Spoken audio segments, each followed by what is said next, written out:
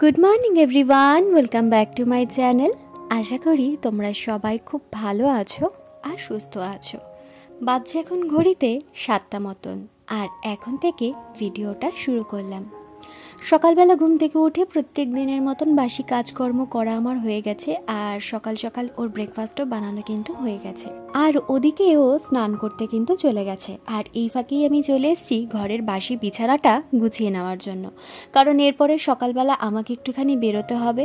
তো কোথায় যাচ্ছি সেটা তোমাদেরকে একটু পরেই বলছি। তো সেই কারণের জন্য বাসি বিছানাটা আমি তুলে নিচ্ছি, আর ঘরের এখন কোনো কাজে হাত দেবো না। তারপর এসে ঘরের কাজকর্মগুলো শুরু করব। আজকে মিস্টার চক্রবর্তী একটু তাড়াতাড়ি বেরোবে, কারণ আমি যেখানে যাব সেখানে ওকেও যেতে হবে। তো ওখানের কাজটা মিটে গেলে আমি বাড়ি চলে আসব, আর ওদিক থেকে ও কিন্তু চলে যাবে অফিসে। তো সেই কারণের জন্য আজকে একটু বেশ তাড়াহুড়োর মধ্যেই রয়েছি। আর এদিকে দেখো আমিও রেডি হয়ে গেছি, আর ওদিকে কিন্তু ও রেডি হয়ে গেছে। তো এখন আমরা বেরিয়ে যাচ্ছি। তো কোথায় যাচ্ছি সেটা তোমাদেরকে বলে দিই। আমি এখন যাচ্ছি ক্লিনিকে আমার ব্লাডটা টেস্ট করতে। তো বেশ কয়েকটা দিন ধরে জানো তো শরীরটা ভীষণ খারাপ ছিল, মানে শরীর খারাপ বলতে প্রচণ্ড উইকনেস ছিল, কোনো কিছু করতে ভালো লাগছে না, না ঠিক করে খেতে পারছি না, রাত্রেবেলা ঠিক করে ঘুমাতে পারছি। আশা করি আমাকে দেখে তোমরা সেটা বুঝতেই পারছো। আর আমি কিন্তু দিন দিন অনেকটাই ওয়েট লস করে যাচ্ছি। তো আমরা ডাক্তারের সাথে কনসাল্ট করেছিলাম। তো ডক্টর আমাকে বললো যে তোমার কি এর আগে কখনো থাইরয়েড ছিল? তো আমার তো লাস্ট 2 বছর আগে থাইরয়েড চেক হয়েছিল, তখন আমার অনেকটা মাত্রাতেই থাইরয়েডটা ধরা পড়েছিল। তো 3 মাস ওষুধ খেয়ে আমাকে চেক করে স্টপ করে দিতে বলেছিল ওষুধ। তো আমি তখন না 3 মাসের ওষুধ খেয়ে টেস্ট করে আমি কিন্তু স্টপ করে দিয়েছিলাম থাইরয়েডের মেডিসিনটা আর কি। তারপর থেকে আর কখনো টেস্ট করা আমার হয়নি। তো এখন আমাকে ডাক্তার বলেছে যে সবার প্রথমে থাইরয়েডটা টেস্ট করতে হবে। তো থাইরয়েডের মাত্রাটা বেড়ে গেলে ঠিক এই সমস্ত লক্ষণগুলি কিন্তু দেখা যায়। এর সাথে সাথে আরও অনেক লক্ষণ বলো, উপসর্গ বলো, এগুলো কিন্তু থেকে থাকে। সব থেকে মেন যেটা ভয়ানক জিনিস হচ্ছে সেটা হচ্ছে থাইরয়েড বেড়ে গেলে মানুষের না একাকিত্বর একটা যে ভাব, মানে যেটাকে আমরা বলি ডিপ্রেশন, সেটা কিন্তু প্রচণ্ড মাত্রায় বেড়ে যায়। সব সময় কিছু না কিছু নিয়ে চিন্তা ভাবনা, নেগেটিভ থট এগুলো আসতেই থাকে। শুধুমাত্র এটা কিন্তু নয়, উপসর্গ আরও অনেক কিছুই থাকে। পটির প্রবলেম হতে পারে, কারোর ওয়েট বেড়ে যেতে পারে, কারোর ওয়েট লস হয়ে যেতে পারে, কারোর গলা কাজটা ফুলে যেতে পারে। আবার কিন্তু মেয়েদের ক্ষেত্রে দেখতে পাওয়া যায় হরমোনাল ডিসব্যালেন্সটা একটু বেশি পরিমাণে। তো আরও অনেক উপসর্গ রয়েছে। আগে জানো তো এত কিছু জানতাম না। যখন প্রথম আমার থাইরয়েড ধরা পড়েছিল তারপর থেকেই না আস্তে আস্তে করে এই জিনিসগুলো জানতে পেরেছি। তো যতক্ষণ না নিজেদের সাথে কোনো কিছু হয় ততক্ষণ কিন্তু আমরা এই জায়গাগুলো উপলব্ধি করতে পারি না। সেটা শুধুমাত্র রোগ বলে না, যে কোনো পরিস্থিতিতেই মানুষ যখন সেই সিচুয়েশানের মধ্যে দিয়ে না যায়, উল্টো দিকের মানুষের সিচুয়েশান কিন্তু কখনোই সে বুঝতে পারে না। তো যাই হোক, আমরা যেহেতু অনেকটাই সকাল সকাল চলে এসেছি, তো ক্লিনিক কিন্তু এখনও বন্ধ। তো আমরা গতকালকে এসে কথা বলে গেছিলাম ডক্টরের সাথে। তো আমাদেরকে বলেছিল যে যদি বন্ধ থাকে চেম্বার তাহলে ফোন করতে, চেম্বার খুলে দেবে। তো আমরা ফোনও করিনি, কলিং বেলটা বাজাতেই আর কি চেম্বারটা খুলে দিল। আর এখানে স্যার নিচে চলে এসেছেন। যেহেতু আমরা গতকালকেই বলে গেছিলাম যে আমার সকাল সকাল টেস্টটা করলে আর কি ভালো হয়, যেহেতু ও আমাকে এখান থেকে রোডটা পার করে দিয়ে অফিসে চলে যাবে, ওকেও তার টাইমের মধ্যেই অফিসে পৌঁছতে হবে।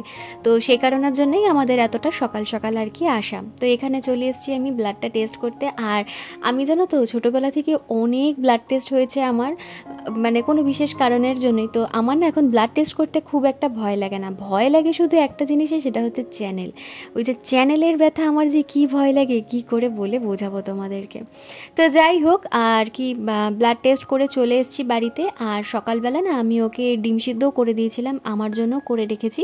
তো আমি একটু ব্রেড আর কলা আর ডিম সিদ্ধ সকাল সকাল খেয়ে নিয়েছি। আর আজকে সকালবেলা জানো তো একটু বেশি খিদে আমার পেয়ে গেছে ব্লাডটা দিয়ে এসে। তার কারণ অন্যান্য দিন কি হয়, সকালবেলা ঘুম থেকে উঠে প্রথমে 1 গ্লাস জল, তারপরে বাদাম কিশমিশ এগুলো ভেজানো থাকে, এগুলো খাই, বিস্কিট খাই, তারপরে তো গিয়ে আমি সকালের ব্রেকফাস্টটা করি।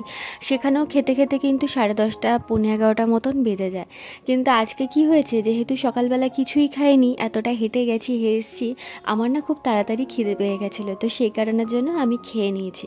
যদিও আমার একটু পরেই খিদে পেয়ে যাবে সেটা আমি জানি, কারণ আজকে সকালবেলা আমি খেয়েছি যখন, তখন 9:10 মতন বাজে। তো স্বাভাবিক 10:30 11টার দিকে আমার হালকা খিদে পেতে পারে। তো সে কারণের জন্য আমি জানো তো একটা বিস্কিটের প্যাকেট ঘরে এনে রেখে দিয়েছি। তো যাই হোক, ওদিকে দেখতেই পেলে জামাকাপড়গুলো তুলে নিয়েছি, আর জামাকাপড়গুলো তুলে নিয়ে সোজা চলে এসেছি এখন ভাঁজ করে জায়গা মতন রেখে দেওয়ার জন্য। আর এই জায়গা মতন রেখে দিতেই না খুব অসুবিধা হয় জানো তো, ঘরটাতে এমনিই ছোট, তারপরে না জামাকাপড় গুছিয়ে রাখতে গেলে আমাকে এই খাটের উপরে উঠে এই সেলফে কিন্তু জামাকাপড়গুলো রাখতে হয়। তো কী আর করা যাবে, এখানে দেখো গান গাইতে গাইতে আমার জামাকাপড়গুলো গোছানো হয়ে গেছে। আর আমি এমন একজন মানুষ জানো তো যে মানে প্রচণ্ড খোলামেলা জায়গায় থাকতে মানে প্রচণ্ড আর কি ভালোবাসি, যে ঘরে একটু বেশি জানলা থাকবে, আলো বাতাস সবসময় ঘরে থাকবে, লাইট জ্বালানোর কোনো দরকার পড়বে না দিনের বেলায়। তো আমার সাথে হয়েওছেও ঠিক উল্টো, আগের বছর থেকে যাই করি না কেন এই ঘরে, তো সবসময় আমাকে লাইট জ্বালিয়েই কিন্তু রাখতে হয়। তোমরা জানোই পেছনে ঘর উঠে গেছে, তো খুবই অসুবিধা হয় আর কি, হাওয়া বাতাসও সেরকম একটা ঢোকে না। তো এখন না অ্যাডজাস্ট একদমই পুরো হয়ে গেছে, এটা নিয়ে এখন আর কোনো আমার সমস্যা কিন্তু হয় না। তো সেলফে জামাকাপড়গুলো রাখতে রাখতেই না পাশের ঘরের যে আন্টি সে আমাকে ডাক দিল, আর আমি চলে গেলাম। তো আমাকে না একটা পেয়ারা দিল জানো তো, ওদের গাছে ভালো বড় বড় আর কি পেয়ারা হয়েছে, তো পেরে আমাদেরকে 2টো দিল। তো ভাবছি পুজোতেই দিয়ে দেবো, গোপালকে একটা দিয়ে দেবো আর একটা আমরা ঘরে খেয়ে নেব। তো চলে এসেছি এখন দেখো বিছানাটা গোছানোর জন্য। সকালবেলা তো তোমাদেরকে বললামই যে বাসি বিছানাটা তুলে যাচ্ছি, তো তখন না সেরকমভাবে গোছানোটা হয়নি, তাড়াহুড়ো ছিল, বললামই সকালবেলা যে তাড়াতাড়ি গেছি, ওখান থেকে ও আবার অফিসে যাবে, তো বেশি দেরি করতেও পারবো না, তো ওই জন্য তাড়াহুড়ো করেই আর কি চলে গেছিলাম বিছানাটা তুলে। তো এখন আর কোনো তাড়াহুড়ো নেই, এখন আস্তে ধীরে কাজকর্মগুলো করব, আর সেই কারণের জন্য এখন বিছানাটাও ঝেড়ে ঝেড়ে পরিষ্কার করে নিচ্ছি। আর আজকে জানো তো রান্নার বিশেষ তাড়াহুড়ো নেই, যদিও মিস্টার চক্রবর্তী দূরের অফিসটায় গেছে, তবে বেলা থাকতে থাকতে নাকি ও সামনের অফিসে চলে আসবে, মানে আজকে দুপুরবেলা ও বাড়িতে এসেই খাবে। আমাকে বলে গেছে যে আমি 1টার সময়ও আসতে পারি, আবার 1টার বেশিও আমার হতে পারে, একটু দেরিই হতে পারে, এটাই ধরে রাখো। তো সেই কারণের জন্য আমার কাজের কোনো তাড়াহুড়ো নেই, একদম আস্তে ধীরে আর কি কাজকর্মগুলো করছি। আর অন্যান্য দিন 12টার মধ্যে সমস্ত কিছু করতে হবে, এই তাড়াটা তো থাকে, তখন আর কি তাড়াহুড়োর আর কি সমস্তটাই কাজকর্মগুলো করতে হয়। আর আমার না খুব মানে ইচ্ছা করে না যে রান্না করবার পরে এই বিছানা টিছানাগুলো পরিষ্কার করি। আমার মনে হয় যে ঘরের কাজগুলো আগে করে নিয়ে তারপর যদি আমি রান্নাঘরে রান্নাটা করতে যাই, আমার তাহলে সুবিধা হয়।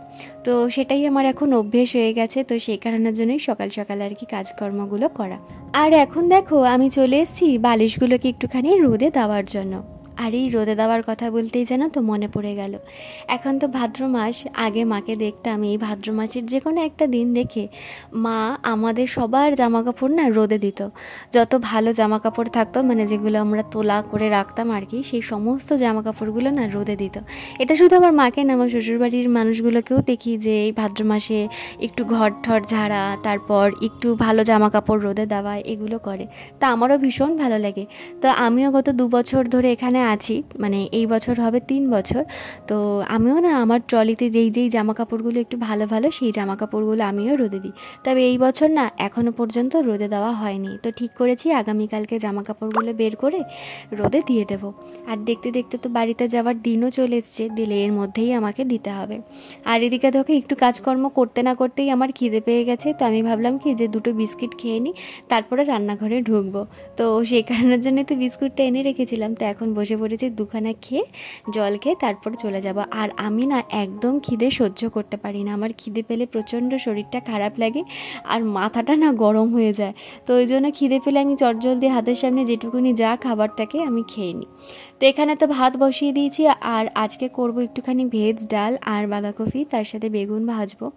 তো সেই কারণের জন্য এখন মুগ ডালটা ভাজতে চলে এসেছি, মুগ ডালটা ভেজে সিদ্ধ করতে বসিয়ে দেবো। আর আমি সিদ্ধ সবসময় মুগ ডাল বলো মুসুরির ডাল বলো প্রেশার কুকারে দিই, তাতে তাড়াতাড়ি হয়ে যায় আর বেশি সময়ও লাগে না। তো ডালটা ভেজেই আমি প্রেশার কুকারে সিদ্ধ করতে বসিয়ে দিয়েছিলাম, তো 5 থেকে 10 মিনিট লাগে, সিদ্ধ হয়ে গেছে। আর এদিকে দেখো ভেজ ডালের জন্য যা যা সবজি লাগে সমস্ত সবজি কিন্তু আমি এখানে ভাজার জন্য বসিয়ে দিয়েছি। এই গরমকালে না ভেজ ডাল খেতে একদম ভালো লাগে না, তবে অনেক দিন পরেই ভেজ ডালটা আমি করছি, তার কারণ বাঁধাকপি হলে মিস্টার চক্রবর্তী সবসময় বলে যে ভেজ ডাল করবে। প্রায় 1-1.5 মাস হয়ে গেল আমরা বাঁধাকপি বলো ভেজ ডাল বলো খাইনি, তো কী সবজি আর আনবো, কী সবজি আর খাবো। তো একই রকমেরই তো আমাদেরকে খেতে হয়, তো কী আর করা যাবে। তো ওই কারণের জন্য মানে এই রবিবার দিনকে গিয়ে আর কি একটা বাঁধাকপি নিয়েই এসেছি। তো বরাবরের মতনই আর কি ভেজ ডাল করতেই বলবে, তো সেই ভেজ ডালটাই দেখো এখন হয়ে গেছে। আর নামানোর আগে একটুখানি ঘি দিয়ে নামাই, তো খেতে কিন্তু ভীষণ ভালো লাগে। আর ডালটা আমি করলে না একটু ঘন করেই করি, মুগ ডাল একটু ঘন এমনিই পরে হয়ে যায়, আর আমি একটু ঘন করেই করি। অন্যান্য দিন কি হয়, মুসুরির ডাল করলে আমি পরিমাণ একটু বেশি করে করি যাতে 2 দিন চলে যায়, তবে মুগ ডালটা করলে আমি একদিনই করি, কারণ মুগ ডাল বেশি দিন রেখে খাওয়া ঠিকও না। আর এই ভেজ ডালটা আমরা দুজনেই যেহেতু ভালো খাই, একদিনই কিন্তু ডালটা আমি চেষ্টা করি শেষ করে ফেলবার। তো এখানে আমার ডালটা হয়ে গেছে, আর এখন চলে এসেছি বাঁধাকপি টবি এগুলো করবার জন্য। আর এই রান্না করতে করতেই না মনে মনে ভাবছিলাম, জানো তো, দেখতে দেখতে বাড়িতে যাওয়ার দিন তো এগিয়ে এসেছে, তবে টিকিট এখন আমাদের কনফার্ম হয়নি। সবার কথা যে ব্যাগটা গুছিয়ে রাখ, আমার বাপের বাড়ি বলো শ্বশুর বাড়ি সবাই বলো একই আমাকে বলছে যে তুই ব্যাগ গুছিয়ে রাখ, ঠাকুর ঠিক কোনো না কোনো ব্যবস্থা কিন্তু করে দেবে। আর সেটাই যেন হয়। তার কারণ কি বলো তো, বছরেই একটা সময় থাকে যেই সময়টা না বাড়ি ফেরার জন্য মনটা ভীষণ টানে, বাড়ির জন্য আর কি মনটা ভীষণ টানে। তো এই সময়টায় যদি যেতে না পারি না, দুজনের মনটা ভীষণ খারাপ হয়ে যাবে। শুধু আমাদের দুজনের না, বাড়ির প্রত্যেকটা মানুষের কিন্তু মন প্রচণ্ডই খারাপ হয়ে যাবে। আর তোমরা সবাই জানো যে আমাদের বাড়িতে এখন একটা নতুন অতিথি আসবে, তো সেটা নিয়ে আলাদাই আমাদের একটা আনন্দ। তো সব মিলিয়ে না যদি না যেতে পারি খুব খারাপ লাগবে। আর এরকম একটা খারাপ মানে সময় আগে আমার কখনোই আসেনি। আর এসিতে সিট পড়েছে সেটাও ঠিক আছে, অ্যাডজাস্ট করে নিয়েছি, সিট কনফার্ম হয়ে গেছে, আলাদা আলাদা সিট পড়েছে, কিন্তু এইবারেরটা হয়ে গেছে অন্যরকম, ওয়েটিং লিস্টে। কোনো কিছুতেই জানি কিছু ঠিক হচ্ছে না। তো দেখা যাক, এখন এই মাসের 20 তারিখ পর্যন্ত দেখবো, তারপর কিছু না কিছু ব্যবস্থা তো একটা করতেই হবে।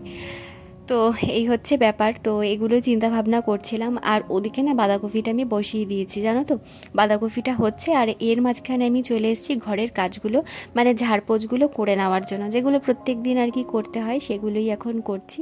আর এদিকেও মিস্টার চক্রবর্তী আমাকে বলছে যে জয়ী তুমি গোছাগুছি কিন্তু করতে থাকো, হিসেব মতন বাকি আর 15 থেকে 16খানা দিন বাকি, এর মধ্যে তুমি গোছাগুছিটা কিন্তু কমপ্লিট করে রাখো, নয়তো এমনও হতে পারে যে টিকিট আমরা কনফার্ম হলো না, মানে ওয়েটিং লিস্টে যে টিকিটটা রয়েছে আমরা কেটেছি সেটা কনফার্ম হলো না, আমি তৎকালে কিন্তু আগে টিকিট কেটে চলে যাব। তৎকালে তো জানো আগের দিনকে টিকিট কাটলে পরের দিনকে যেতে হবে। তো পুজো পর্যন্তও তাহলে আর ওয়েট করবে না, কারণ পুজোর সময় তৎকালেও আমরা তখন আর পাবো না। তো আগে আমাদেরকে মানে এরকম হলো আর কি, আগে চলে যেতে হবে। তো দেখা যাক, এর মধ্যেই আমাকে সমস্ত কিছু গোছাগুছি প্যাকিং আর কি স্টার্ট করে দিতে হবে, কখন কি হয় কিছুই বলা যায় না। তো এরকম শুনলেও না মনে একটা আলাদা আনন্দ হয়, যদি তৎকালে টিকিট কাটে, যদি একটু আগে বাড়িতে চলে যেতে পারি। তো দেখা যাক, সবই ভগবানের হাতে, কোনটা কি হয় জানি না। তবে আগামীকাল থেকে ঠিক করেছি জামা কাপড়গুলো রোদে দিয়ে আস্তে ধীরে সমস্ত কিছু গোছাগাছি শুরু করব। তবে এটা জানো, এখন পুজোর বাকি মাত্র আর কয়েকটা দিন, আমাদের এখনও পুজোর সেরকম কিছু শপিং কিন্তু হয়নি।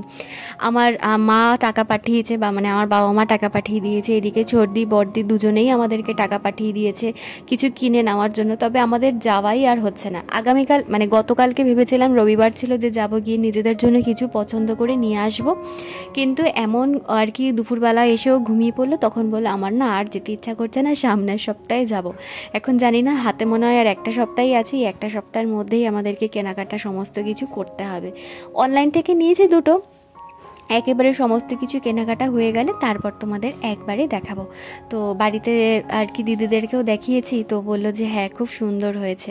তো আমি এখানে যাই কিনি না কেন, বাড়িতে গিয়ে তো আরেকবার দেখাই, কিন্তু তবুও না আমার এটা অভ্যেস হয়ে গেছে যে দিদিদের বলো আমার বাড়িতে বলো একটু ভিডিও কল করে আমরা যা এখানে কিনি সেগুলো একটুখানি দেখাই, আমার ভীষণ ভালো লাগে। ওদিকে মনাও কিন্তু তাই করে, ও পুজোর জন্য যাই জামা কাপড় কিনুক না কেন একবার হলেও আমাকে ভিডিও কল করে ও দেখাবে।